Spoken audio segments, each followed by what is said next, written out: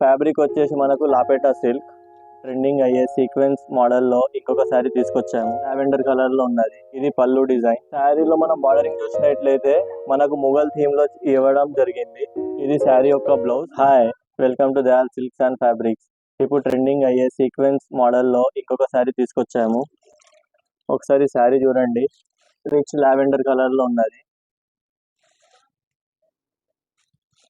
ఒకసారి శారీ మనం ఓపెన్ చేసి చూసినట్లయితే ఇది పళ్ళు డిజైన్.